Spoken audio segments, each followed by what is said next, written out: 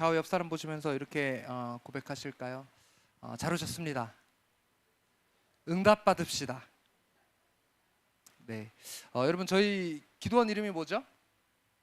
겟세마네 기도. 오늘 다른 데 왔나? 네, 겟세마네 기도 맞게 오셨습니다. 저희가 원래 천안에 위치하기 전에 잠깐 배방에서 몇 년 있었고, 그 전에는 수원에 있었어요. 저희 기도원이. 그때는 저희 기도원 이름이 겟세마네 기도원이 아니었고 응답산 기도원이었습니다. 그래서 많은 분들이 이제 그 수원 시내에 있는 기도원에 와서 정말 큰 응답을 받고 그렇게 가셨는데, 여러분 많은 분들이 기도원에 찾는 목적이 뭡니까? 바로 기도 응답입니다. 그런데 많은 사람들이 가지고 있는 기도 응답에 대한 어떤 오해가 있어요. 그 그림 하나 띄워주세요. 청구서 그림. 저희 그 교회에 등록하시게 되면 새가족 교육을 하게 되는데, 그 새가족 교육 3주차 내용 중 기도에 대한 부분이 이런 내용이 있습니다. 여러분의 기도는 어떤 기도입니까? 라고 이야기하면서 이 아주머니가 청구서를 내밀면서 사인 좀 부탁드려 이러고 있어요. 그리고 기도의 내용이 뭐냐? 첫째, 하나님 아버지 우리 아파트 청약되게 해주시고, 둘째 우리 강아지 감기 낫게 해주시고, 세 번째 우리 어머니 관절염 낫게 해주시고, 네 번째 우리 아들 수능 잘 보게 해주시고, 다섯 번째 이번에는 이게 뭐 우리 남편 직장 승진하게 해주시고, 이렇게 하나씩 자기가 원하는 소원을 올려드리는 이런 기도를 올바른 기도라고 할 수 있나요? 라는 내용의 교육을 우리가 하고 있습니다. 여러분, 여러분의 기도는 어떤 기도입니까? 마치 이 청구서 기도처럼 내가 원하는 것들을 이렇게 적어서 결제 사인을 부탁하는 것처럼 그런 기도를 우리가 혹시 하고 있지는 않습니까? 여러분, 내가 원하는 것이 이루어지는 것은 기도 응답이 아니에요. 기도 응답이란 무엇입니까? 기도는 우선 무엇입니까? 하나님과의 대화입니다. 여러분, 저런 기도 형태를 하나님과의 대화라고 이야기할 수 있을까요? 대화가 이루어지려면 뭐가 돼야 되죠?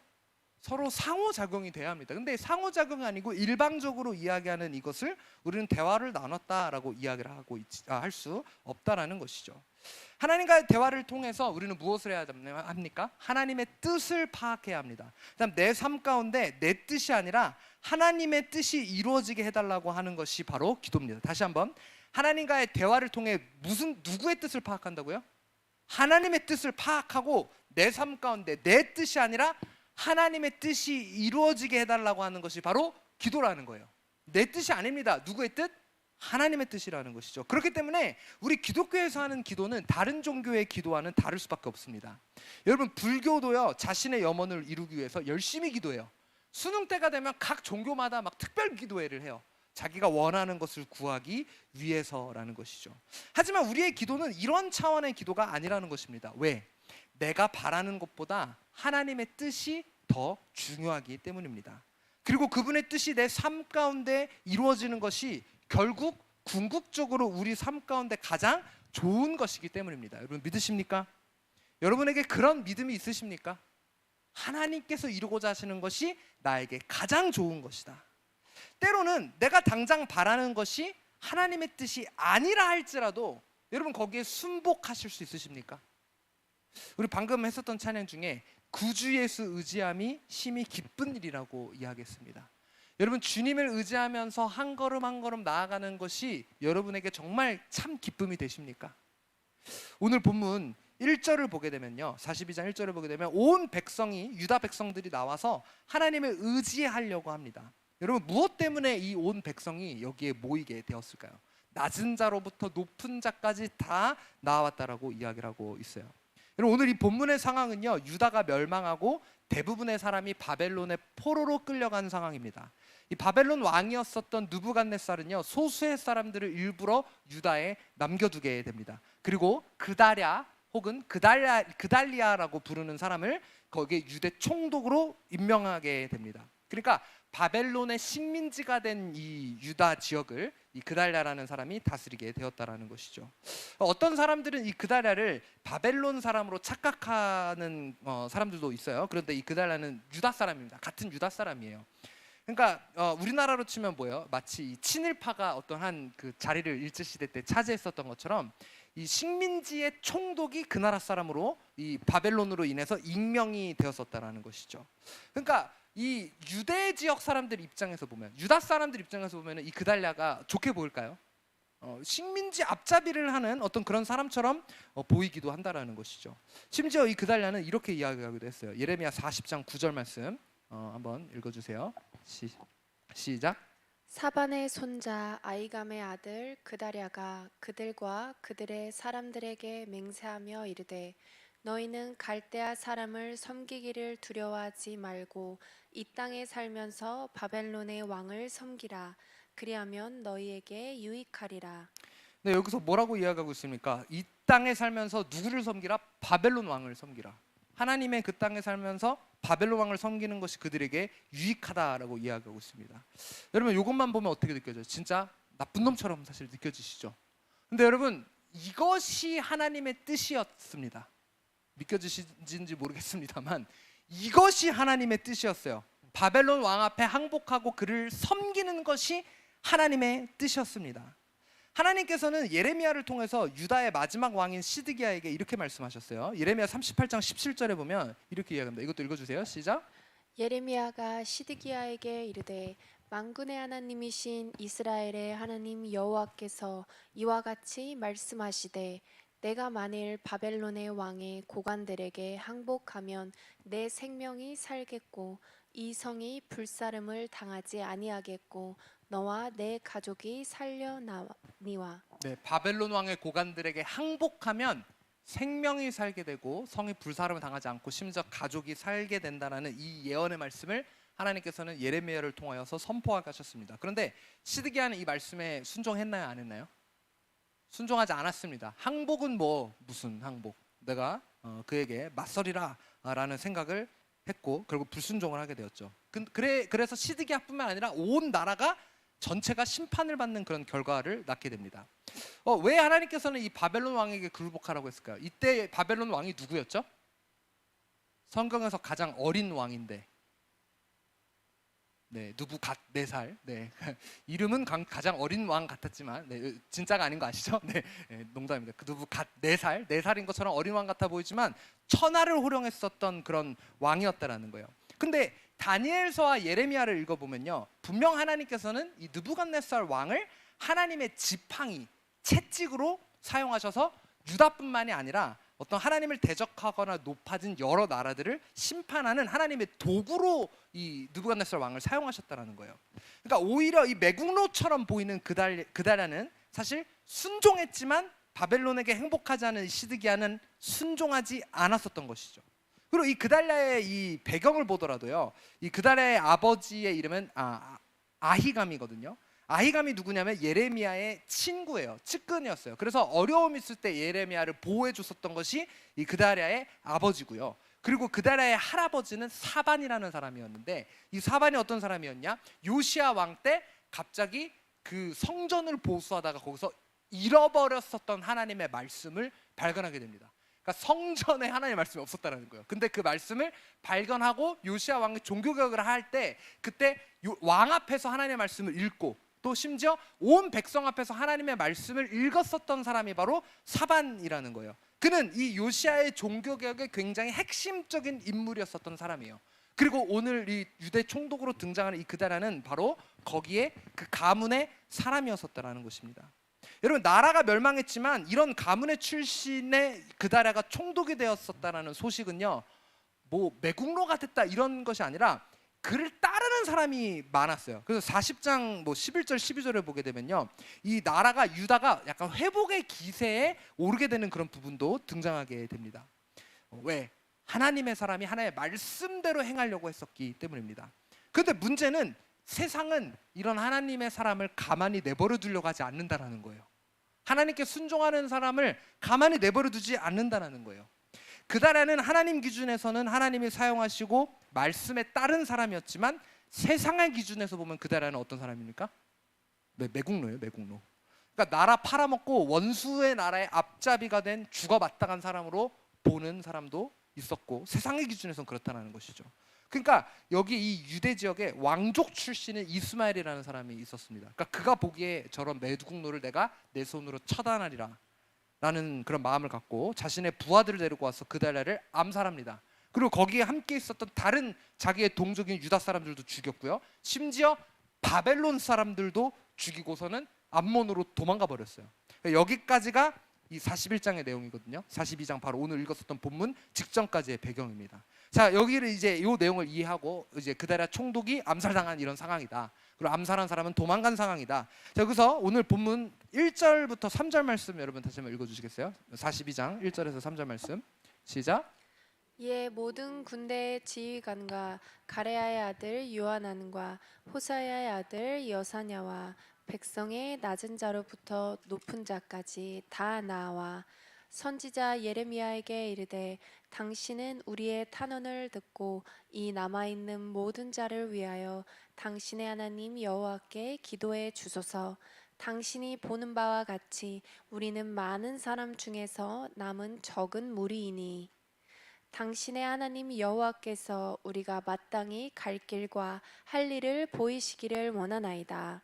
자, 이런 심각한 상황 가운데 온 백성이 모여서 하나님의 뜻을 구하고 있는 장면이 오늘 이 42장의 첫 시작입니다. 여러분, 이 강대국인 바벨론이 세운 이 친바벨론주의의 성을 갖고 있는 그 총독과 심지어 그 바벨론 나라 사람까지도 유다 사람이 죽였으니까 이는 이 식민지에서 벌인 반란처럼 여겨질 수도 있다는 거예요. 바벨론이 세운 총독을 척살하고 그 바벨론 사람들까지 죽였다? 엄청나게 심각한 상황이죠. 하다못해 그 암살한 사람을 잡아다가 그 처리를 했으면 모르겠는데 잡지도 못하고 그냥 도망가 버렸잖아요. 그러니까 거기 남겨진 사람 입장에서 봤을 때 엄청 큰일인 거죠. 바벨론이 알아차리면 느부갓네살 왕이 알면 가만히 넘어가겠어요? 지금 포로로 끌려가지 않고 이 사람들이 그 땅에 남아 있었습니다만 심지어 포로로 끌려간 사람이 이 얘기를 알게 됐을 때 그 민족들이 어떤 해코지를 당할 수도 있는 것이고 아니면 이 바벨론이 군대를 파견해서 이 남은 자들을 어떻게 해코지를 할 수 있을 만한 굉장히 큰 사건인 것이죠. 여러분, 이런 사건 앞에 남겨진 이 유다 백성들은 무엇을 할 수밖에 없었다? 기도할 수밖에 없었다라는 거예요. 여러분, 기도하면서 예레미야를 통해 하나님의 뜻을 구했었던 겁니다. 이런 간절한 마음으로 하나님 앞에 나온 유다 백성에게 하나님은 예레미야를 통하여 말씀하셨습니다. 오늘 하나님께서 간절한 이 유다 백성에게 주신 말씀을 통해서 그들이 어떻게 기도하였고 또 우리는 어떻게 기도해야 하는지, 오늘 주제인 응답받는 기도를 하기 위해서는 어떻게 해야 하는지를 함께 우리가 좀 보기를 원하거든요. 여러분, 하나님께 응답받는 기도를 하려면 어떻게 해야 할까요? 첫 번째 읽어주십시오. 시작. 나의 하나님께 간구하라. 나의 하나님께 간구하라. 여러분, 오늘 본문에 보면 예레미야 앞에 나온 유다 백성들의 한 가지 특이한 점이 있습니다. 제가 이렇게 빨리 읽을 테니까 미디어 팀 맞춰서 잘 띄워주세요. 자, 2절 한번 보시겠어요? 선지자 예레미야에게 이르되 당신은 우리의 탄원을 듣고 이 남아있는 모든 자를 위하여 당신의 하나님 여호와께 기도해 주소서. 당신이 보는 바와 같이 우리는 많은 사람 중에서 남은 적은 무리니 3절 당신의 하나님 여호와께서 우리가 마땅히 갈 길과 할 일을 보이기를 원하나이다. 자, 4절 자, 지금 요 2절 3절 그다음에 5절 말씀 보시면 그들이 예레미야에게 이르되 우리가 당신의 하나님 여호와께서 당신을 보내사 우리에게 이르시는 모든 말씀대로 행하리이다. 여러분, 지금 이 백성들이 예레미야에게 하나님의 뜻을 구하면서 어떤 하나님이라고 이야기하고 있죠? 당신의 하나님이라고 거듭 말하고 있어요. 여러분, 그런 그들에게 예레미야는 콕 집어서 이렇게 이야기합니다. 자, 4절 말씀 한번 보시겠어요? 선지자 예레미야가 그들에게 이르되 내가 너희 말을 들었은즉 너희 말대로 어떤 하나님? 너희 하나님, 당신의 하나님이 아니라 너희 하나님이라고 지금 예레미야는 콕 집어서 이야기하고 있다는 거예요. 여러분, 제가 어렸을 때 좋아하던 찬양 중에 이런 찬양이 있습니다. 내 하나님은 크고 힘있고 능히 있어 못할 일 전혀 없네. 모르시나요? 짝짝 이렇게. 네, 이런. 어떤 하나님은 크고 힘있고 능히 있어? 나의 하나님, 남의 하나님이 아니고 나의 하나님이 크고 힘있고 능히 있어 못할 일 없다라는 거예요. 아멘. 이 하나님을 나의 하나님으로 삼는 사람이 기적을 경험한다라는 겁니다. 그리고 맨날 목사님께서 말씀하시죠. 목사님의 삶 가운데 경험한 여러 가지 그런 기적, 말로 설명할 수 없는 그런 일들, 목사님의 하나님, 남의 하나님이어서 나랑 상관없는 일이 아니라 그걸 왜 여기서 피토하시면서 맨날 목사님이 말씀하시는 거예요. 나도 경험하라고, 우리도 경험하라고. 나의 하나님이 될 때 그런 기적의 역사가 일어난다는 겁니다. 여러분, 그러기 위해서 중요한 것이 뭡니까? 바로 하나님과의 관계입니다. 여러분, 오늘날 우리가 너희 하나님이라는 표현을 들을 때는 언제입니까? 하나님하고 전혀 관계가 없는 불신자들하고 대화할 때, 야 나라가 이 지경인데 그 너희 하나님한테 기도 좀 해봐. 야, 너희 예수님한테 기도 좀 해봐. 이렇게 하나님과 관계가 없는 사람이 우리한테 이야기할 때 너희 하나님이라고 이렇게 이야기하죠. 여러분 보십시오. 너희 예수님하고 우리 예수님하고 어떤 것이 더 친숙하십니까? 우리 예수님, 내가 믿는 예수님이 나의 예수님이기 때문에 우리 예수님이 더 와닿는다라는 거예요. 여러분, 한 번 더 제가 예를 들어볼게요. 저랑 관계가 있는 분들은 아유, 우리 김한영 목사님 이렇게 얘기를 하세요. 그러시겠죠? 그런데 제가 외부 집회에 나가거나 저랑 관계가 없는 사람들을 만날 때 그분들이 저한테 우리 김한영 목사님 이럴까요? 처음 만났는데? 예? 관계가 없는데 그러면 약간 이상한 사람이죠. 예. 물론 어떤 교회가 저를 연달아 3번 초청하셔가지고 그 교회는 그렇게 불러요. 친밀감이 있어요. 근데 가끔 생판 처음 만나는 사람이 우리 김한영 목사님이라고 소개하지 않는다라는 거예요. 왜? 관계가 없기 때문이에요. 거기다가 더 나아가서 나의, 내 이런 표현은 더 친밀한 관계에서 쓰이는 말입니다. 내 김한영, 나의 김한영. 누가 쓸 수 있을까요? 네? 저희 아내, 내 하나밖에 없는 사랑스러운 우리 아내, 우리 원희라 사모님만 내 김한영이라고 이렇게 이야기할 수 있는 거 아닙니까? 여러분, 우리가 하나님과의 친밀한 관계에 있을 때 비로소 나의 하나님이라고 표현할 수 있는 겁니다. 여러분, 기도응답 받길 원하십니까? 우리 한상원 성도님 기도응답 받길 원하십니까? 기도응답 받길 원하세요? 성도님의 하나님이 성도님에게 기도를 응답하실 것입니다. 남의 하나님이 아니라 나의 하나님이 될 때. 여러분, 이 자리에 기도응답 받기 위해 나오셨습니까? 그런데 그것이 김한영 목사의 하나님으로부터입니까? 아니면 혹시라도 김경래 목사님의 하나님으로부터의 응답을 기대하면서 오진 않으셨습니까? 제가 오늘 여러분에게 촉구하고 싶은 것은 바로 하나님과의 친밀감을 여러분 회복하십시오. 그리고 다른 누군가의 놀라운 간증이 아니라 바로 나의 간증, 나의 하나님으로부터의 응답을 기대하십시오. 오늘 이 자리에서 우리가 하나님 앞에 간구하며 나갈 때 그가 친히 나에게 말씀하실 것이고 응답하실 것입니다. 그리고 우리가 나의 하나님이라고 부르면서 하나님을 향한 신뢰와 우리의 믿음을 고백할 때 우리는 하나님의 아버지 되시는 그 하나님의 좋은 성품을 기억할 수 있다는 거예요. 하나님의 아버지 되심, 어떻게든 자녀를 위하는 그런 부모의 마음. 여러분, 그분이 나의 하나님임을 안다면 우리 예수님이 뭐라고 말씀하셨어요? 자녀에게 떡을 주지 돌을 주지 않는다라고 이렇게 말씀하셨지 않습니까? 여러분, 우리 예수 믿는 자들은 직접 기도할 수 있는 이런 특권, 아버지 앞에 직접 간구할 수 있는 특권을 얻었다라는 거예요. 제가 가만히 생각해 보면은 저희 부모님이 가끔 하시는 말씀이 있어요. 자녀 이기는 부모 없다고. 그래서 늘 보면 제가 바라는 대로 항상 해주셨었던 것 같아요. 어떤 때는 안 들어주시는 것 같은데 그래도 제가 계속 고집 부리면은 그냥 그대로 해주셨어요. 네. 왜? 자식 이기는 부모가 없기 때문이에요. 자녀를 향한 그 사랑, 제가 이제 거의 이제 40대가 다 되어가는데 그러고 보니까 이제 조금 알 것 같아요. 이제. 네. 아직 자녀가 없어서 제가 더 늦게 깨달아가는지는 모르겠습니다만 부모의 마음이 그런 마음이라는 거예요. 우리 하나님 아버지, 나의 하나님 아버지는 그런 마음으로 우리를 기다리신다는 거예요.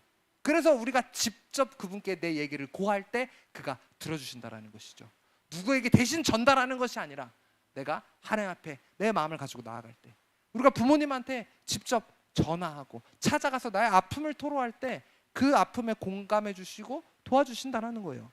우리 하나님도 마찬가지입니다. 그런데 여러분, 천주교에서는 어떻습니까? 항상 뭘 중간에 거쳐요. 사제를 통해서 고해성사하죠.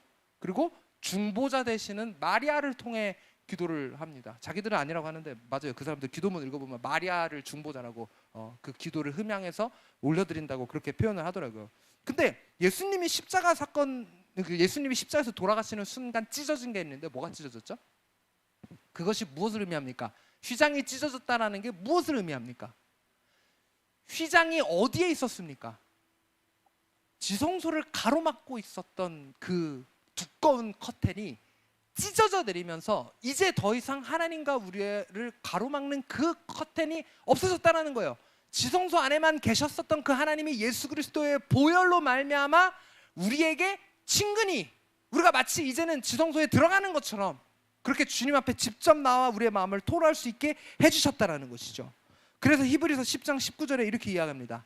읽어주십시오. 히브리서 10장 19절 시작.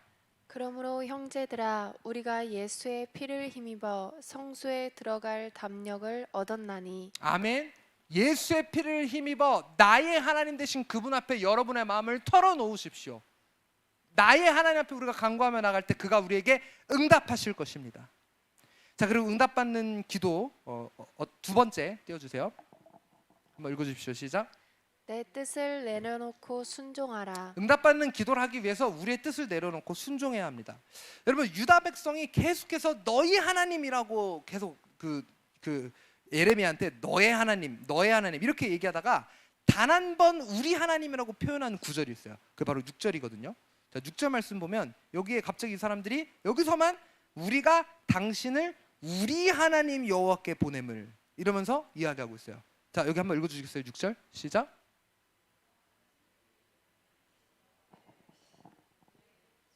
우리에게 좋든지 좋지 않든지를 막론하고 순종하려 함이라. 우리가 우리 하나님 여호와의 목소리를 순종하면 우리에게 복이 있으리이다 하니라. 자, 여기서 뭐라고 이야기하고 있죠? 우리 하나님이라고 이야기하면서 우리에게 좋든지 좋지 않든지를 막론하고 뭐한다? 순종하려 한다라고 이야기하고 있습니다. 여러분, 응답받기 위해 우리가 가져야 할 태도는 바로 여기에요. 본인 성경책 있으신 분들 여기에 밑줄 긋고 별을 3개를 치셔야 돼요. 좋든지 좋지 않든지를 막론하고 순종하는 태도, 그것이 바로 기도 응답을 받는 태도라는 겁니다. 무조건적인 순종. 하나님이 말씀하시는 것이 좋든지 좋지 않든지, 어차피 사실 우리는 그게 나한테 좋은 건지 안 좋은 건지도 사실 몰라요. 지금 내 생각에 안 좋은 것 같은데 나중 가보니까 좋은 경우들도 있어요. 그렇죠? 여러분 그렇잖아요. 제 짧은 생애에서도 내가 이때는 이거 간절하게 바라고 하나님 이거 아니면 안 돼요 했는데 하나님 안 주셔가지고 혼자 토라져 있었는데 한참 지나고 보니까 그거 진짜 아니었어. 그거 나한테 오면 안 되는 거였어. 그렇죠? 그런 경우 있죠? 그러니까 애초에 우리는 이게 나한테 좋은지 안 좋은지 모른다니까요. 누가 아세요 그것을? 나보다 더 나를 잘 아시는 하나님이 아신다라는 것이죠. 그러니까 내가 좋은 것만 하나님 앞에 쫄을 필요가 없어요. 심지어 그 당시에 내가 보기에 안 좋아 보이는 것도 하나님이 좋다고 하면 좋은 겁니다. 아멘? 약간 두려우세요? 하나님이 뭐 싫은 거 하라고 하실까 봐? 내가 보기에 좋지 않아도 하나님이 좋다고 하시면 좋은 겁니다. 심지어 내가 안 하고 싶고 내가 가고 싶지 않고 내가 받기 안 좋은 어떤 그런 고난을 받아야 할지라도 하나님 그 고난 끝에 축복을 주신다고 하면 축복을 주시는 겁니다. 여러분, 하나님은요 세상의 방식이 아닌 하나님의 방식으로 일하십니다. 세상의 방식이 아닌 어떤 방식? 하나님의 방식. 그런데 오늘 설교 서두에 말씀드렸다시피 우리는 많은 순간 기도하면서 내가 그 기도 응답의 방식까지 다 정해놓고 하나님 앞에 요구해요. 그대로 해달라고. 내가 생각한 대로 이루어져야만 그게 기도 응답인 것처럼 착각하는 경우가 많다는 것이죠. 그런데 우리가 진정한 기도 응답을 받기 위해 이 6절의 고백처럼 좋든지 좋지 않든지를 막론하고 주님께 순종하는 태도, 내 뜻과 생각을 내려놓고 순종하는 태도가 있어야 하나님의 응답하심을 경험할 수 있다는 겁니다. 오늘 이 유다 백성은 진정으로 그런 태도를 가졌을까요? 그래서 이렇게 이야기를 했을까요? 그랬다면 너무 좋았겠지만 사실 그렇지 않았습니다. 사실 이 유다 백성은요 이미 예레미야에게 나오기 전부터 마음의 답을 정해가지고 나왔어요. 여기서 말은 좋든지 않든지 순종한다고 했지만 마음에 이미 답을 정해놨다는 거예요. 자, 예레미야 41장 16절에서 18절 읽어주세요. 시작. 가레아의 아들 요하난과 그와 함께 있던 모든 군 지휘관이 느다냐의 아들 이스마엘이 아이감의 아들 그다랴를 죽이고 미스바에서 잡아간 모든 남은 백성 곧 군사와 여자와 유아와 내시를 기브온에서 빼앗아 가지고 돌아와서 애굽으로 가려고 떠나 베들레헴 근처에 있는 게롯 기맘에 머물렀으니 18절. 이는 느다냐의 아들 이스마엘이 바벨론의 왕이 그 땅을 위임한 아이감의 아들 그다랴를 죽였으므로 그들이 갈대아 사람을 두려워하미었더라. 여러분, 오늘 우리가 예레미야 어디를 본문으로 보고 있죠? 42장인데 지금 이거 어디예요? 41장에 17절 보게 되면 이미 애굽으로 17절 뭐라고 이야기했어요? 애굽으로 가려고 이미 떠나가지고 베들레헴 근처에 있는 게롯기맘에 머물러 있었어요. 마음에 이미 답을 정했어요. 그래서 18절에 보게 되면 또 뭐라고 이야기합니까? 그들이 그 갈대아 사람을 두려워해서 갈대아 사람이 누구냐면 바벨론 사람이에요. 바벨론 민족이 갈대아 사람입니다. 자, 바벨론의 어떤 보복을 받을까봐 두려워가지고 이미 애굽으로 갈 마음을 정해놨다라는 거예요. 그리고는 예레미야 앞에 나와요. 42장에 온 백성을 모아요. 그리고 하나님 앞에 기도하면서 뜻을 구하는 척합니다. 그런데 마음 이면에는 어떤 마음이 있었다? 자신들의 선택, 애굽으로 가려는 선택을 하나님께 인정받고 싶어 했다라는 거예요. 말로는 좋든지 안 좋든지 막론하고 하나님 앞에 순종하겠다라고 말했지만 그게 아니라 사실 자기들 마음에는 이미 결정을 내렸다는 것이죠. 여러분, 이거를 우리 요즘 친구들 말로 뭐라 그래요? 답을 이미 정해놓은 거. 답정너라고 이야기합니다. 답정너가 무슨 뜻이냐면요, 답은 정해져 있으니까 너는 대답만 하면 돼. 답은 이미 정해져 있어요. 너는 그냥 대답만 하면 돼. 이거를 줄여서 답정너라고 이렇게 이야기하고 있어요. 여러분, 이렇게 유다 사람들처럼 답을 정해놓고 하나님께 묻는 사람이 굉장히 많다라는 거예요. 그리고 우리 이 답정너면 뭡니까? 예를 들면 우리 청년들 나중에 여자친구가 갑자기 물어봅니다. 오빠, 나 오늘 예뻐 안 예뻐? 답 정해져 있나요? 안 정해져 있나요? 정해졌죠. 거기서 오늘 좀 별론 것 같은데? 이런 얘기하는 미련한 사람이 없길 바랍니다. 그리고 아이가 아빠한테 나와서 질문합니다. 아빠, 나 이거 했는데 저 잘했어요? 아니면 못했어요? 답이 정해져 있나요? 안 정해져 있나요? 못했어도 아이고 내 새끼 그래요 우리 요한이 아이 잘했어 이렇게 얘기를 해주신다는, 보기에 미흡해도 좀 실수한 것 같은데 그냥 답은 정해져 있어요. 부모가 아이한테 물어봤을 때 분명히 잘했다라고 우리가 이야기를 할 수밖에 없다라는 것이죠. 여러분, 이런 답이 정해져 있는 상태로 하나님 앞에 나와왔어요. 선택권이 없어요. 하나님, 저 애국 가고 싶은데 그냥 축복해 주시면서 보내주시면 안 되나요? 이런 마음으로 나와왔다라는 거예요. 그런데 여러분, 우리는 이렇게 기도하면 안 됩니다. 답을 정해놓고 기도하면 안 된다라는 거예요. 답을 내가 정합니까? 누가 답을 알고 계십니까? 하나님만이 그 답을 아신다라는 거예요.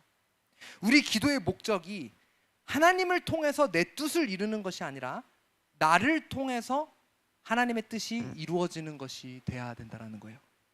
기도의 목적이 하나님을 통해 내 뜻이 이루어지는 것이 아니라 나를 통해 누구의 뜻이 이루어진다? 하나님의 뜻이 이루어지는 것이 되어야 한다는 것이죠. 그런데 여러분, 우리는 우리의 생각이 너무 강해요. 우리의 고집이 너무 세요. 어쨌든 예레미야에게 나와서 하나님의 뜻을 구했기 때문에 하나님은 거기에 응답을 해주십니다. 자, 지금 이 시점에 남겨진 유다 백성을 향한 하나님의 뜻이 무엇이냐? 자, 오늘 본문 10절 11절 말씀 읽어주세요. 오늘 본문 10절 11절 10절 시작. 너희가 이 땅에 눌러 앉아 산다면 내가 너희를 세우고 헐지 아니하며 너희를 심고 뽑지 아니하리니 이는 내가 너희에게 내린 재난에 대하여 뜻을 돌이킴이라. 여호와의 말씀이니라. 너희는 너희가 두려워하는 바벨론의 왕을 겁내지 말라. 내가 너와 함께 있어 너희를 구원하며.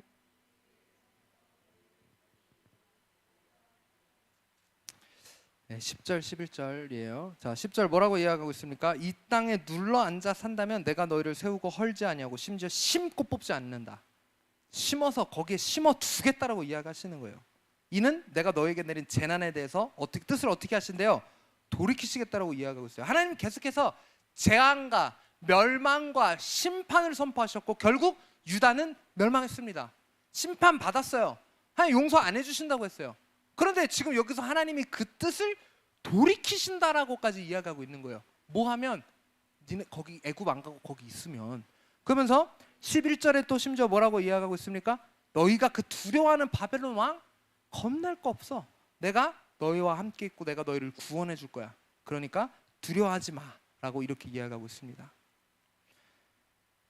여러분, 그런데 이 말씀 듣기를 거부하면 어떻게 되느냐에 대해서 경고를 하고 계세요. 자, 이것도 한번 눈으로 따라오시면서 한번 보세요. 13절부터 19절인데, 자, 13절. 그러나 만일 너희가 너희 하나님 여호와의 말씀을 복종하지 아니하고 말하기를 우리는 이 땅에 살지 아니하리라 하며. 자, 14절 보세요. 자, 여기도 지금 보면 또 너희가 말하기를 아니라 우리는 전쟁도 보이지 아니하며 나팔 소리도 들리지 아니하며 양식의 궁핍도 당하지 아니하는 애굽 땅으로 들어가 살리라 하면 잘못되리라. 여러분 지금 애굽이 몇 번 나오는지 19절까지 한번 세보세요. 지금 한 번 나왔어요. 15절 너희 유다의 남은 자여 이제 여호와의 말씀을 들으라. 만군의 여호와 이스라엘의 하나님께서 이와 같이 말씀하시되 너희가 만일 애굽에 들어가서 거기에 살기로 고집하면 너희가 두려워하는 칼이 애굽 땅으로 따라가서 너희에게 미칠 것이요 너희가 두려워하는 기근이 애굽으로 급히 따라가서 너희에게 임하리니 너희가 거기에서 죽을 것이라. 무릇 애굽으로 들어가서 거기에 머물러 살기로 고집하는 모든 사람은 이와 같이 되리니 곧 칼과 기근과 전염병에 죽을 것인즉 내가 그들에게 내리는 재난을 벗어나서 남을 자 없으리라. 그리고 18절에도 이렇게 이야기합니다. 만군의 여호와 이스라엘의 하나님께서 이와 같이 말씀하시되 나의 노여움과 분을 예루살렘 주민에게 부은 것 같이 너희가 애굽에 이를 때에 나의 분을 너희에게 부으리니 너희가 가증함과 놀램과 저주와 치욕거리가 될 것이라. 너희가 다시는 이 땅을 보지 못하리라 하시도다. 유다의 남은 자들아 여호와께서 너희를 두고 하신 말씀에 너희는 애굽으로 가지 말라 하셨고 나도 오늘 너희에게 경고한 것을 너희는 분명히 알라. 자 지금 13절에서 19절까지 애굽이 몇 번 나왔나요? 예, 7번 나왔습니다. 7번 완전하게 7번 나왔어요. 그러니까 얼마만큼 지금 하나님이 이 사람들이 애굽으로 가는 걸 싫어하셨는지 알 수 있는 부분이죠. 두세 번 얘기해도 예를 들면 우리 엄마가 형통아 너 오락실 가지 마. 엄마는 오락실 가기 싫어. 너 오락실 안 갔으면 좋겠어. 오락실 갈 거야? 오락실 안 가면 안 돼. 엄마가 7번 얘기해. 그거 가라는 거야? 그래도 어머니 저는 오락실에 가야 합니다. 그럴 거예요? 아니죠. 7번, 한두 번도 아니고 7번 얘기한다는 거는 얼마큼 하나님이 애굽 말도 꺼내지 마 이놈들아. 진짜 애굽 가면은 그리고 지금 지금 읽은 거 보세요. 얼마나 심각한 거야. 그냥 니네 가면 죽어 이 정도가 아니에요. 기근이고 전쟁이 일어나고 뭐가 어떻게 되고 굉장히 디테일하게 이야기하면서 가지 말라고 지금 경고하고 있는 거예요. 그리고 사실 이때뿐만 아니라 성경에서 거의 대부분 애굽으로 가는 것 자체가 부정적인 측면이 굉장히 많습니다. 여러분 한번 생각해 보세요. 아브라함이 애굽으로 갈 때도 하나님 그거 좋아하지 않으셨어요.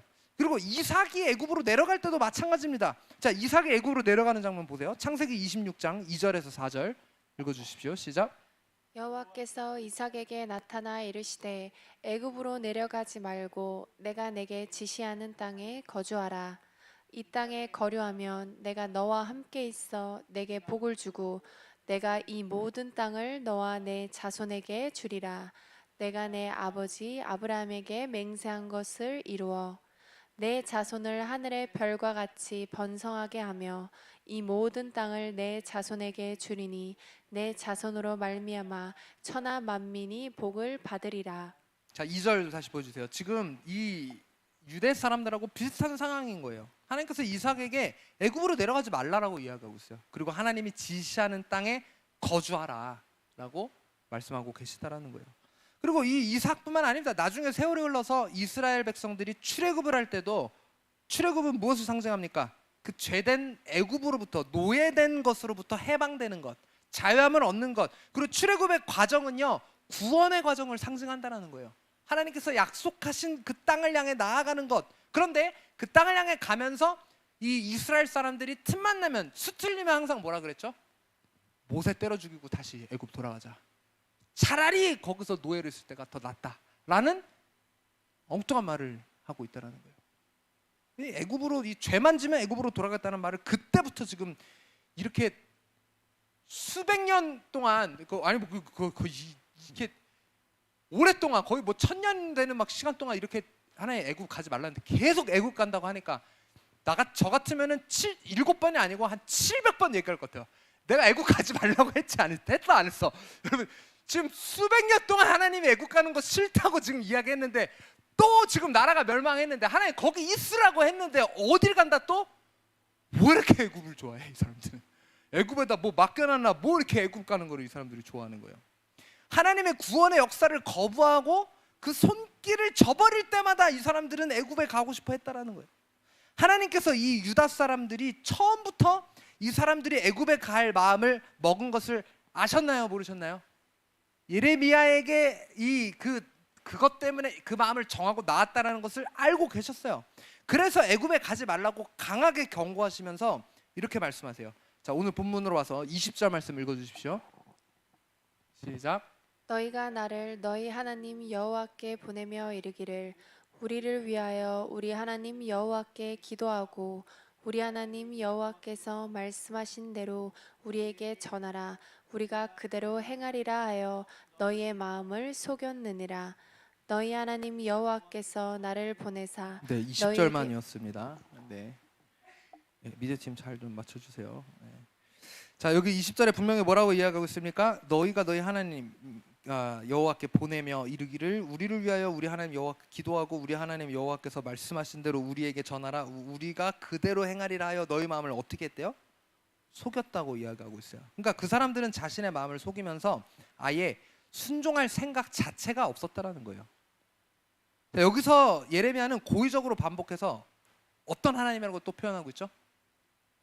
네? 우리 하나님이라고 계속 표현하고 있잖아요. 그러니까 너희와 나의 하나님, 예레미야 하나님뿐만 아니라 너네 하나님이기도 한 그 우리 하나님이 지금 너희에게 이 표현을 계속해서 이야기하고 있어요. 근데 21절 보게 되면요, 갑자기 여기서 우리 하나님에서 호칭이 뭐로 바뀌어요?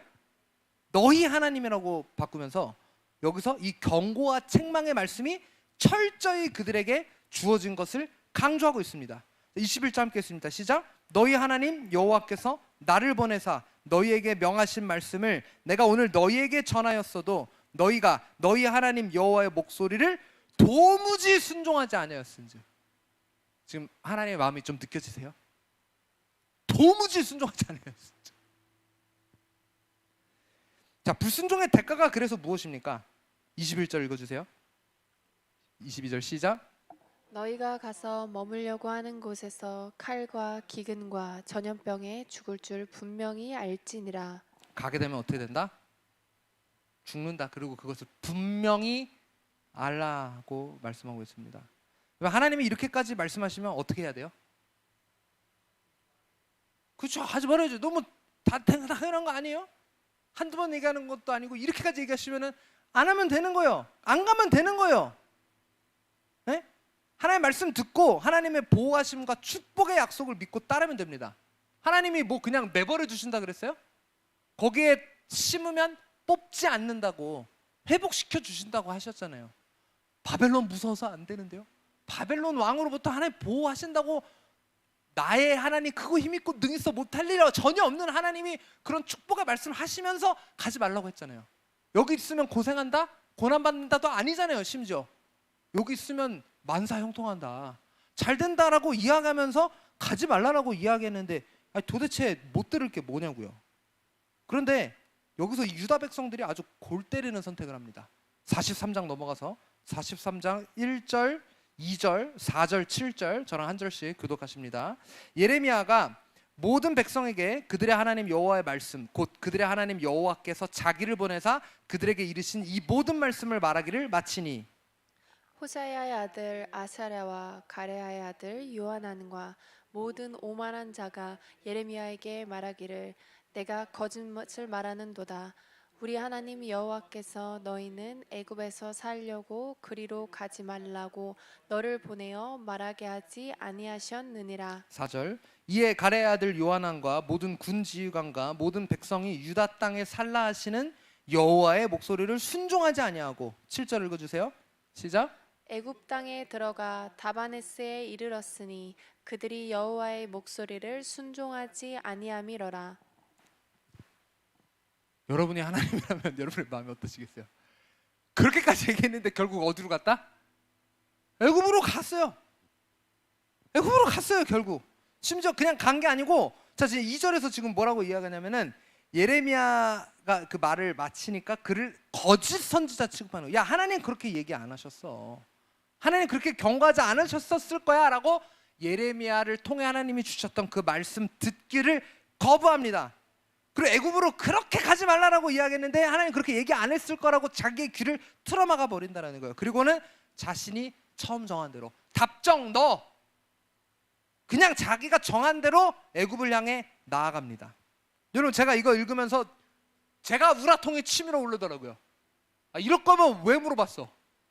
이럴 거면 왜 물어봤냐고. 그냥 가면 되잖아. 그냥 자기들 애국 가고 싶었으면 그냥 가면 됐잖아. 처음부터 기도 안 하고 그냥 가면 되잖아요. 뭘 굳이 번거롭게 선지자 앞에 나와서 하나님의 뜻을 구하고 막 백성을 모아가지고 응답을 기다리고 그냥 하고 싶다고 하면 되지 뭘 거기서 그러고 있냐고요. 이 사람들이 예레미야 앞에 나와 물어본 이유가 뭘까요, 여러분? 이거 왜 물어봤다고 생각하세요? 그러니까 자기들이 한 선택을 확증받고 싶어서예요. 그러니까 자기들은 선택지가 없어. 애굽 말고는 다른 데 안 가고 싶어. 그런데 하나님이 그거를 허락해 주셨으면 좋겠다라는 마음에 그냥 그 마음을 정하고 그렇게 나왔다는 거예요. 근데 여러분 이런 마음을 가지신 분들이 굉장히 많아요. 기도원 안에 오셔서도 신앙 상담을 요청하세요. 목사님, 제가 좀 상담하고 싶은 부분이 있습니다. 하나님 뜻이 무엇인지 알고 싶다고 이야기하십니다. 제가 그 말씀을 듣고 같이 기도하면서 또 때로는 하나님께서 주신 그 마음을 나눠요. 예언적 말씀을 막 선포해드려요. 그걸 다 듣고 나서 갑자기 이렇게 얘기해요. 근데 목사님 알겠는데요. 따르게 하는 게 낫지 않을까요? 이거 진짜 하면 안 될까요? 이래도 그냥 아무 문제가 안 생길 수도 있을 것 같은데. 갑자기 지금 막 이렇게 얘기해요. 그러면 그리고 제가 다시 막 기도하면서 그래도 그렇게 했을 때는 신앙도 떨어질 수도 있고 하나님이 원하시는 게 아닌 것 같다. 제가 다시 이렇게 거듭 말씀드려도 가만히 듣고 계시다가 근데 목사님 저 그거 못 하겠어요. 그냥 저 원래 하려고 한 대로 그냥 할게요. 그럴 때 제 마음에 아니 왜 상담 요청한 거야? 예? 왜 기도 부탁한 거예요? 나 여태껏 지금 뭐 한 거지? 이런 생각 드는 거야. 이게 한두 번 아니고 이런 분들이 굉장히 많아요. 이런 분들 보면 굉장히 답답해요. 아니 그냥 차라리 와가지고 목사님 저 이렇게 하기로 했습니다. 기도하고 응원해 주세요. 이러면 차라리 몰라. 그러면은 제가 어떻게 느끼겠어요? 이 사람은 이미 마음에 정했구나. 저한테 뭘 기도하고 응원해 달라고 하는지는 모르겠지만 자기 뜻대로 되게 해달라고 제가 기도해야 되는 거예요? 그 사람은 바라는 대로 타락하든 말든 그렇게 해달라고 제가 기도하기를 바라는지는 모르겠습니다만, 그리고 뭘 기도해달라는 거예요? 자기 불순종을 하나님께 눈 감아달라고? 그렇게 제가 어떻게 기도해요? 그렇게는 못하지만 그냥 알겠다고는 하겠죠. 그냥 다 이미 정했다고 이야기하니까. 근데 속으로는 제가 이러겠죠. 주여 저 영혼 진탕 깨지기 전에 깨닫고 돌이키게 하소서. 그리고 제가 뭐 권면할 수 있으면 권면하고 하겠죠. 뭐 별 수 있겠습니까? 근데 이미 마음 다 정해놓고 와가지고는 뭐 상담한다고 그러는 경우가 있다라는 거예요. 심지어 어떤 청년은요, 자신이 답을 알아. 하나님 그거 싫어하시는 거 알아. 자신이 뭘 하려고 하는데 하나님이 그걸 기뻐하시지 않는다라는 것을 알아. 그런데도 하고 싶어요. 그래가지고 저한테 기도해달라고 찾아온 거예요. 제가 이거 하면 안 되는 거 아는데 목사님 제가 이걸 너무 하고 싶어요. 어떡할까요? 이러면서 찾아왔어요. 그래서 제가 이렇게 이야기했습니다. 그래, 네가 가진 마음 하나님 주신 마음이 맞다. 하나님이 그거 하지 말라고 이야기하신 거 하나님의 음성 맞다. 그리고 너도 그거 알면 그냥 안 하면 된다. 똥인지 된장인지 먹어봐야 아냐. 딱 보면 이게 똥인지 설사인지 된장인지 뭐 된똥인지 보면 알잖아요. 그거 뭐 맛 봐야 돼요? 네? 내가 봐도 아는데 남인 내가 봐도 아는데 네가 봐도 알겠다면서 그러면 답 나온 거잖아. 안 하면 되잖아. 그러면서 한참 얘기하고 나서 갑자기 뒤에 이래요. 목사님 근데요 아무래도 그냥 제가 똥인지 된장인지 알 것 같은데 그냥 똥이라도 먹어볼게요. 제가 먹어보고 판단할게요. 그래, 똥 먹어보는 것도 경험이죠. 이러고 앉았어. 제가 거기서 뭐라 그래요? 할 말이 없어요. 그러면 뭐 똥 먹어본다는데 제가 거기서 뭐라고 이야기합니까? 여러분 근데 오늘날 우리 앞에도 이런 동일한 두 개의 선택지를 놓은 사람이 많다라는 거예요. 똥인지 된장인지 내 눈에 보여. 알아. 근데 저 똥이 뭔가 좋게 보이네. 네? 거기에 유혹에 있는 사람이 있어요. 그리고 심지어 오늘 이 본문에 나와 있는 유다 백성들처럼 고집 부리고 애굽을 향해 나아가느냐, 자기가 가고 싶은 대로 가느냐, 아니면 하나님께서 명하신 곳에 있느냐, 그 기로에 놓여 있는 사람이 있습니다. 여러분 찬양 중에 주님 말씀하시면이라는 찬양이 있어요. 가사 한번 띄워주시겠어요? 뭐 어떤 가사입니까? 주님 말씀하시면 내가 나아가리라. 주님 뜻이 아니면 내가 멈춰서리라. 나의 가고 서는 건 주님 뜻에 있으니 오 주님 나를 이끄소서. 후렴에 뭐라고 얘기합니까? 뜻하신 그곳에 나 있기 원합니다. 저게 누구 뜻이에요? 하나님이 뜻으로 정하신 그곳에 내가 있기를 원합니다. 이끄시는 대로 어떻게 하겠다? 순종하겠다. 누가 이끄는 대로? 하나님이 이끄시는 대로. 연약한 내 영혼, 나는 연약하지만 통하여 하나님의 일을 해달라. 주님의 나라와 주님의 뜻을 위하여 오 주님 나를 이끄소서. 주님이 나가라고 하면 나가고 멈추라고 하면 멈추고 주님의 뜻이 아니라고 하면 멈추고 내가 가고 서는 것이 누구 뜻에 있다? 하나님의 뜻이 있다라고 고백하는 이 찬양이 있습니다. 여러분 이것이 우리 모두의 고백이 되길 바랍니다. 하나님 앞에서 고집 부리지 마십시오. 내 뜻과 내 생각 내려놓고 오직 하나님의 뜻을 구하십시오. 여러분 지금 세상의 기준에서 바라보면요, 사실 이 남겨진 유다 백성들이 이렇게 고집 부리면서 애굽을 향해 나아가는 게 어떻게 보면 너무나도 당연해요. 왜? 당시에 굉장한 강대국인 바벨론 왕이 직접 임명한 총독을 어떻게 했다? 암살했다. 그리고 심지어 그 나라 사람도 죽였잖아요. 지금도 미국 사람 함부로 죽이면 큰일 납니다. 그런 것처럼 미국이 가만히 있지 않죠. 자국민을 보호하기 위해서. 네. 그런데 이때 당시에 바벨론 사람을 막 이렇게 죽였다? 바벨론 왕이 직접 임명한 총독을 죽였다? 그냥 넘어갈 수 없는 일이죠. 그런데 그 나라에 그냥 가만히 있으라? 여러분 이거는 세상의 기준으로 보면요 자살행위예요. 어떤 보복을 당할지 모른다는 거예요. 그러니까 세상의 기준으로 생각해 보면요, 당연히 이 상황에서는 바벨론에 필적할 만한 강대국인 또 다른 강대국인 애굽을 향해 도망가는 게 목숨을 연명할 가능성이 그나마 조금이라도 높다라는 거예요. 그러니까 이 사람들이 어떻게 길을 써서라도 바벨론이 점령하고 있는 자신의 나라를 그 지역을 떠나가지고 애굽으로 그렇게 해도 가고 싶어 했다는 거예요. 왜? 눈으로 보기에는 이게 사는 길이거든.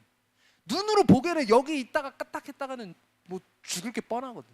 그러니까 어떻게 해서라도 하나님이 뭐라 얘기하시든 그냥 귀틀어 맞고 무조건 애굽에 가는 게 정답이라고 이 사람들은 생각하고 있다는 거예요. 근데 여러분 거듭 말씀드립니다만 반드시 기억하십시오. 하나님은 결단코 세상의 방식으로 일하시지 않는다라는 거예요. 오늘 우리에게 다시 한번 거듭하면서 말씀하십니다. 나는 내가 일하는 방식은 세상의 방식과 다르다. 그리고 하나님은요 순종의 열매를 통해서 기적을 이루십니다. 뭘 통해서 기적을 이루신다고요? 순종의 열매를 통해서 기적을 이루신다는 거예요. 그러기에 우리는 우리의 뜻과 생각을 다 내려놓고 하나님의 뜻과 하나님의 말씀 앞에 굴복하면서 순종함으로 나아가야 합니다. 때로 우리 하나님은요 상식을 뛰어넘는 순종을 요구하신다는 거 여러분 아세요? 그냥 내가 할 수 있는 거, 뭐 예를 들면 그래 너 예배 빠지지 말아라. 아멘 주님. 그래 너 말씀 매일 읽어라. 상범아 기도할 때 졸지 말고 기도하고 매일 예배 드리며 말씀 열심히 읽어라. 할 수 있어요 없어요? 매일 예배 드리고 말씀 읽는 거 어려워요? 할 수 있죠? 그러니까 내가 할 수 있는 거 뭐 해야지 뭐. 말씀 에이 그래 매일 하루 한 장씩 읽으면서 열심히 해야지. 그런데 이 수준이 아니라 그러니까 내가 안 하고 싶은 그런 것도 더 넘어서 상식을 뛰어넘는 걸 어떤 때는 요구하신다라니까요. 여러분 이 이스라엘 사람들이 겪었었던 기적 중에 요단강을 건너는 기적을 한번 생각해 보시겠어요? 이 사람들이 요단강 어떻게 건넜는지 아십니까? 홍수가 범람해가지고 강에 막 물이 막 넘치고 있는 거예요. 근데 홍해의 기적 때는 하나님 먼저 지팡이가 개입하셔서 밤새 그 물을 밀고 맨 땅에 드러나서 건넜는데 요단강 때는 하나님이 먼저 개입하지 않았어요. 아직도 물이 흘러 넘치고 있는데 이 사람들이 믿음의 발걸음, 제사장들이 언약궤를 메고 먼저 믿음의 발걸음을 내디디니까 그러니까 물이 뭐 그쪽의 끝쪽에서부터 멈춰가지고 그 맨바닥이 드러났다는 것이죠. 그러니까 막 홍수가 일어나고 있는 거기에 발 내딛으면 지금 휩쓸려가서 죽을 수도 있는데 거기에 발을 내딛는 것을 하나님이 요구하셨다는 거예요. 심지어 여리고성은 어때요? 지금 공성 준비 막 전략 짜야 되는 거예요. 저 성 어떻게 무너뜨릴까? 우리가 어떻게 공격할까? 어떻게 하면 저 견고한 요새 무너뜨릴 수 있을까? 전략 짜서 공격해야 되는데 하나님이 뭐 하라 그러셨어요? 그냥 아무것도 안 하고 그냥 뺑뺑 돌라고 이야기했지. 이게 무슨 방법이야? 상식을 뛰어넘는 거야. 거기서 위에서 여리고성 위에서 갑자기 돌 던지면 어떻게 되는 거야? 쟤네 뭐 하는 거야? 그리고 갑자기 공격하면 어떻게 되는 거야? 다 죽는 거예요. 상식을 뛰어넘는 일이라는 거죠. 심지어 그리고 여리고성 무너지고 또 갔는데 전투를 앞두고 갑자기 하나님이 어떤 걸 하라고 요구하셨어요. 뭘 하라고 요구하셨는지 아세요? 갑자기 할례를 받으려. 남자분들 생각해보세요. 내가 전투를 해야 되는데 우리 대석이 해봤잖아. 이렇게 싸우는 거. 중요한 경기 앞두고 갑자기 상상이 돼요? 그걸 싸울 수 있겠어? 상식을 뛰어넘는 걸 하나님이 요구하신다니까. 지금 전쟁을 앞두고 무슨 갑자기 포경 수술을 하는 게 이게 무슨 말이 되냐고요. 상식을 뛰어넘는 거예요. 근데 하나님이 그걸 요구하시는 거예요. 왜? 거룩이 더 중요하니까. 하나님 말씀에 순종하는 게 중요하니까. 상식을 뛰어넘는다 하더라도 순종할 때 기적을 이루시니까. 신약에서는 어떻습니까? 여러분 예수님이 처음 행하신 그 가나의 혼인잔치에서 어떻게 기적이 일어났습니까? 하인들에게 갑자기 그 항아리에 물 가득 채운 다음에 이거 누가 채웠어요? 물. 하인들이 채웠어요. 그리고 거기다가 예수님이 뭐 탔어요? 아무것도 안 탔는데 갑자기 하인들더러 물 떠서 그냥 연회장한테 갖다 주려. 누가 그 물 채웠다? 하인이 채웠다. 누가 그 물 떴다? 하인이 떴다. 누구보다도 그 항아리에 있는 게 뭔지 누가 잘한다? 하인이 한다. 그거 줬다가 자기들 목 날아가는 거예요. 너 갑자기 지금 잔치하고 있는데 뭔 맹물을 갖고 오냐고 된통 당할 수 있는 건데 상식을 뛰어넘는 순종을 하나님 요구하신다는 것이죠. 여러분 그럴 때 순종할 수 있으십니까? 아무도 지금 아멘 안 하시잖아요. 갑자기 아멘 소리 싹 들어주세요. 상식을 뛰어넘는 거 하나님 요구하실 때 순종할 수 있어야 합니다. 그래야 기적이 일어난다는 거예요. 왜 내 삶에 기적이 일어나지 않을까요? 어쩌면 우리는 상식적인 범주 안에서만 순종하려고 하지 않을까요? 내가 재면서 그래 요 정도는 할 수 있겠다. 하나님 그거 할게요. 헌금? 헌금 해야죠. 예배 드려야죠. 전도해야죠. 그런데 하나님 더 뭔가를 요구하시면 사탄아 물러가라. 잘못 들었다. 귀를 막아버려. 하나님 7번 얘기해요. 7번. 그거 해라. 그거 해라. 귀 안 답 적어. 또 답 정해놓고 자기 하고 싶은 것만 순종하려는 이런 미련한 모습이 어쩌면 우리의 모습인지도 모르는 거예요. 그렇기 때문에 기적을 경험할 수 없는 겁니다. 여러분 방금 말씀드렸던 것 외에 많은 기적들이 이런 순종을 기반으로 일어났다는 거예요. 그런데 여러분 이런 순종의 발걸음이 당연히 두려울 수 있어요. 지금 이 유다 백성들이 순종하지 못하고 고집부렸었던 이면에는 두려움이 깔려 있습니다. 그러니까 그들은 예레미야를 거짓 선지자 취급하면서 그를 향해 이렇게 이야기했죠. 43장 3절 말씀 다시 띄워주세요. 43장 3절 시작. 이는 네리야의 아들 바룩이 너를 부추겨서 우리를 대적하여 갈대아 사람의 손에 넘겨 죽이며 바벨론으로 붙잡아 가게 하려 함이라. 자 지금 예레미야를 통해서 애굽에 가지 말고 거기에 남아 있으라고 하는 것을 이 사람들이 어떻게 받아들였다라는 거예요? 우리 그 바벨론 사람한테 넘겨줘서 붙잡아 가려고 이러는 거지라는 이 두려운 마음이 그들 가운데 가득 차 있었다라는 것이죠. 왜 이 사람들이 이렇게 생각할 수밖에 없었냐면요. 여러분 그냥 이것만 보면 안 되고 이 사람들 입장에서 한번 우리가 생각을 해볼게요. 이 남겨진 사람들 입장에서는 결코 무너지지 않을 거라고 생각한 예루살렘 성이 무너졌어요. 그리고 결코 무너질 거라고 생각하지 않은 하나님의 성전이 무너졌어요. 심지어 결코 망하지 않을 거라고 생각한 자신들의 나라가 멸망했어요. 그리고 그들의 적국이었었던 유다뿐만 아니고 모든 나라가 바벨론 왕 앞에 굴복했다는 거예요. 그러니까 그걸 보고 들은 그들은요, 직접 경험한 그들은 하나님을 두려워한 것이 아니라 바벨론을 두려워한 것입니다. 그 상황적인 상황이 하나님을 두려워하게 만든 것이 아니라 눈에 보이는 바벨론 왕을 두려워하게 했다는 것이죠. 여러분 때로는 우리가 순종을 해야 하는 것을 알면서도 순종을 못하는 이유가 바로 순종을 방해하는 요소가 있기 때문인데, 순종을 방해하는 요소가 뭐냐면 바로 두려움의 영입니다. 두려움의 영이 우리 가운데 있을 때 우리는 순종하지 못한다는 거예요. 내가 하나님 말씀에 순종했을 때 혹시라도 안 좋은 일이 생기면 어떡하지? 더 위험해지면 어떡하지? 다른 사람들은 다 저렇게 하는데 나 이거 안 해도 괜찮은 건가? 지금 이 말씀이 만약에 거짓이면 내가 만약에 잘못 분별하거나 잘못 들은 거면 어떡하지?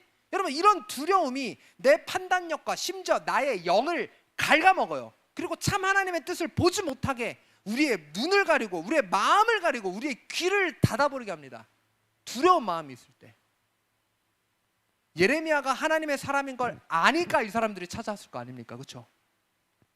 그냥 아무 동네 선지자가 아니라는 걸 알고 찾아왔다는 거예요. 심지어 예레미야 앞부분을 보게 되면 맨날 예레미야는 거짓 선지자 취급받았어요. 왜? 그때 당시 다른 사람들이 다 화평이다 평화다는데 누구만 심판을 이야기했습니까? 누구만 참 하나님의 말씀을 선포했습니까?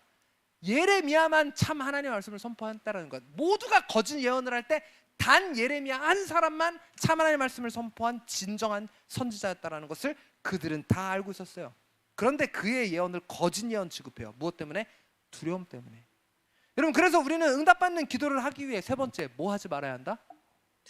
두려워하지 말아야 한다는 거예요. 이런 그들의 마음을 너무나도 잘 아는 하나님께서는 그들에게 유다의 나무라 말씀하시면서 이렇게 약속하세요. 자, 오늘 본문으로 돌아와서 42장 11절 말씀 함께 읽습니다. 42장 11절 말씀 시작. 여호와의 말씀이니라. 너희는 너희가 두려워하는 바벨론의 왕을 겁내지 말라. 내가 너희와 함께 있어 너희를 구원하며 그의 손에서 너희를 건지리니 두려워하지 말라. 아멘. 이 사람들이 두려워하는 그 바벨론 왕을 겁내지 말라고 이야기하고 있어요. 그리고 하나님이 직접 그들과 함께 하면서 그들을 구원해 주시고 건지시면서 두려워하지 말라라고 말씀해 주고 계신다는 거예요. 여러분, 오늘 주님이 주님 앞에 순종하기를 주저하는 우리를 향해서 동일하게 말씀하십니다.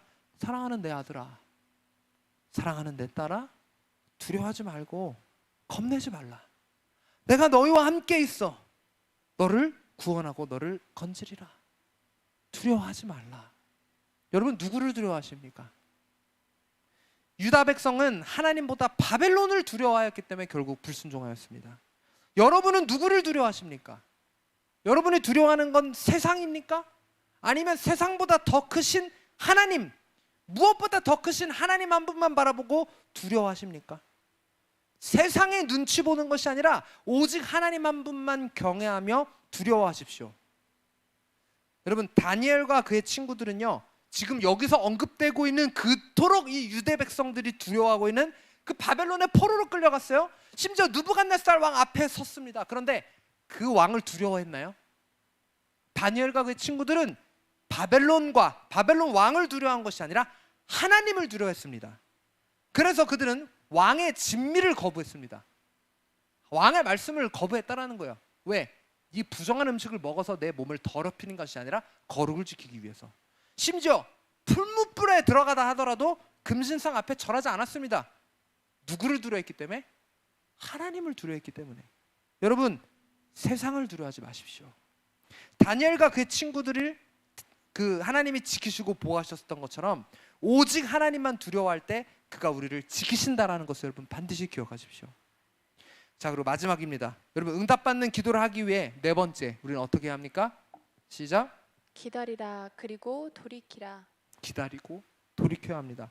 여러분, 애초에 이 식민지 총독을 죽이고 그 나라 사람까지 죽이는 상황에 거기 그냥 가만히 있으라는 사실 자체가 뭐예요? 어떻게 보면 하나님의 일하심을 기다리라는 거예요. 왜? 니네가 이제 할 수 있는 건 없기 때문에. 이 사람들 할 수 있는 게 뭐 있어요? 할 수 있는 거 아무것도 없어요. 그냥 너네 거기 그냥 아무데나 애굽이고 뭐고 갈 거 없어. 그냥 니네가 거기 있으면 내가 알아서 해준다니까. 하나님 이렇게 지금 말씀하고 계시는 거예요. 여러분, 그래서 우리 굉장히 유명한 구절이죠. 시편 46편 10절 말씀 한번 읽어주시겠습니까? 시작. 이르시기를 너희는 가만히 있어 내가 하나님 됨을 알지어다. 내가 문 나라 중에서 높임을 받으리라. 내가 세계 중에서 높임을 받으리라 하시도다. 하나님이 우리에게 말씀하시길 너희는 가만히 있어 내가 하나님 됨을 알라고 말씀하고 계십니다. 여러분, 지금 이 벌어진 심각한 상황 속에서 애굽으로 도망을 가거나 이것저것 그 막 문제를 해결하기 위해서 발버둥치기보다 그냥 가만히 있어서 하나님의 일하심, 하나님의 보호하심, 하나님의 개입하심을 기다리라는 거예요. 니네 그냥 거기 있으면 내가 너희를 심고 보호하리라. 너희는 가만히 있어서 그냥 내가 일하는 것을 지켜만 봐라. 여러분, 원래 사실 제 성격이 저는 가만히 있는 것을 못 버티는 성격이에요. 뭐라도 해야 합니다. 가만히 있으면 세상 그렇게 답답할 수가 없어요. 제 성격이 누굴 닮아서 그러겠어요. 네, 이해하지 않겠습니다. 저희 그 원장 목사님이 저랑 김한근 전사님이 미국에서 유학할 때 2주라는 시간을 딱 내셔가지고 저희 어머니하고 딱 방문을 하셨어요. 근데 여러분, 미국이 우리나라야 대중교통이 사실 다 잘 돼 있지 미국은 몇 가지 도시 빼고는요 차 없으면 아무데도 못 가요. 네. 아무 데도 못 가요. 그러니까 저희가 뭐 수업도 있고 하니까 어떨 때는 이렇게 수업도 가고, 그 이참에 맨날 그때는 집회가 하루에 4번 있었습니다. 4번. 하루에 4번 있었다고요. 그걸 다 인도하시고 얼마나 힘드셨겠어요. 이참에 그래서 좀 쉬시고 하면 굉장히 좋잖아요. 근데 뭐 가끔 항상 집에만 있었던 것도 아니고 여행지도 모시고 갔어요. 맛있는 식당도 모시고 갔어요. 근데 한 4일 지나니까 뭐라고 하셨냐면, 야 이거 고문 받는 것 같다. 야 이거 언제까지 이거 집에 가만히 있어야 되냐. 그냥 가고 싶다. 그냥 한국 그냥 비행기표 못 바꾸냐. 그렇게 이해가셨던 그런 기억이 있어요. 여러분 그런 것처럼 제 성격도 그냥 가만히 있는 거를 안 좋아해요. 특히 어떤 큰일이 터졌을 때 제 성격에 가만히 있는 건 더더욱 못할 짓이에요. 왜? 그 문제를 해결하기 위해서 속히 무엇을 해야 하는 게 제 성격이기 때문이에요.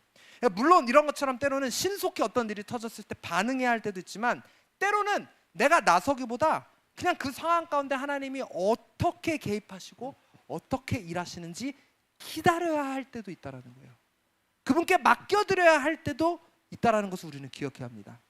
여러분 그래서 사실 유다 백성들이 애굽에 갈 마음을 먹고 예레미야 앞에 나온 것을 하나님은 아셨고, 이 사람들이 나오자마자 바로 이야기하실 수 있어요. 야 애굽 가는 거 내 뜻 아니야, 가지마 라고 이야기하실 수도 있어요.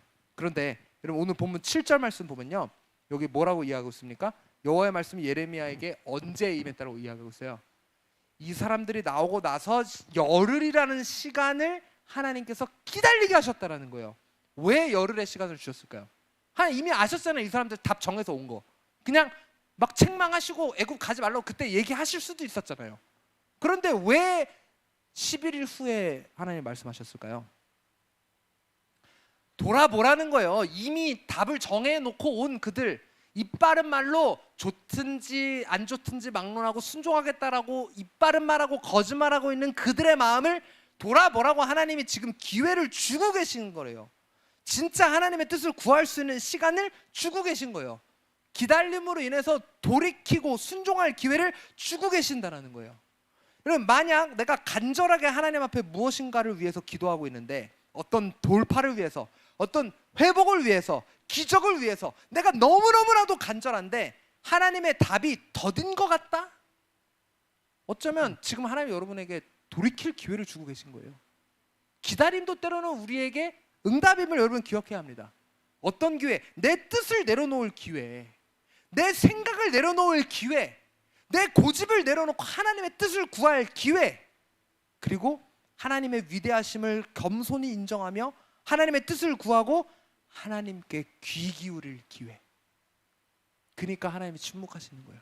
너 들을 준비 안 돼 있잖아. 너 이미 답 정했잖아. 지금 이 열흘의 시간 뒤에도 이 사람들은 자신들의 귀를 닫았어요.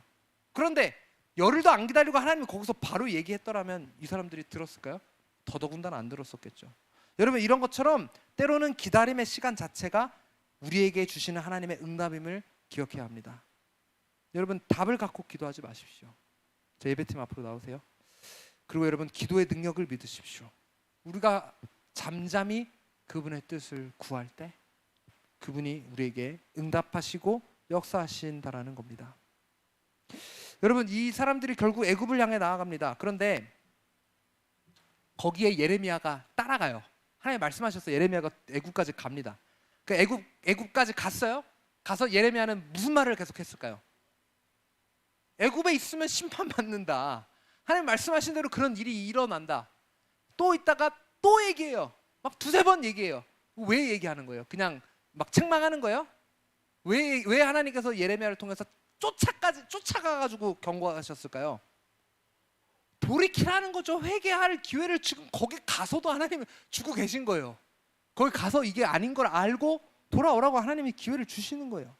여러분 그런 것처럼 때로는 저희 목회자들이요, 저희 사역자들이 여러분에게 계속 권면할 때가 있어요.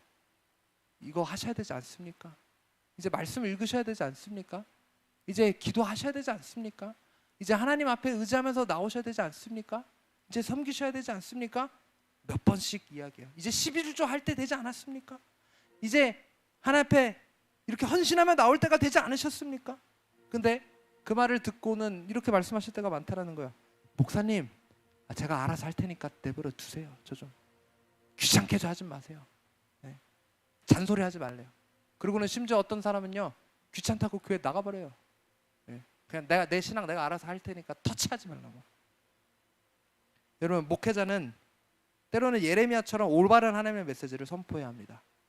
여러분, 예레미야를 제가 최근에 말씀 있는 저희 모임에서 최근에 예레미야를 다 읽었는데, 예레미야를 읽고 나니까 반복적인 심판에 대한 메시지가 굉장히 많아요. 근데 그걸 읽고 한 가지 깨달은 게 있습니다. 예전에는요, 심판은 그냥 혼나는 거로 생각했어요. 그런데 그게 아니고, 여러분, 심판은요 단순한 징계가 아니고 회복의 메시지라는 것을 여러분 반드시 기억하시기 바랍니다. 심판은 무엇이다? 징계가 아니라 회복이다. 오늘 이 말씀을 들으면서 내 안에 하나님 앞에 정해놓은 답은 무엇인지, 내가 내 뜻과 생각을 고집하면서 불순종하고 있는 부분은 무엇인지 돌아보기를 원합니다. 불을 꺼주시겠습니까? 그리고 우리가 주님 앞에 간구하는 것은, 하나님, 내 삶에 하나님의 뜻을 이루어 주시옵소서. 하나님, 우리 가정에 하나님의 뜻을 이루어 주시옵소서. 하나님, 우리 교회에 하나님의 뜻을 이루어 주시옵소서.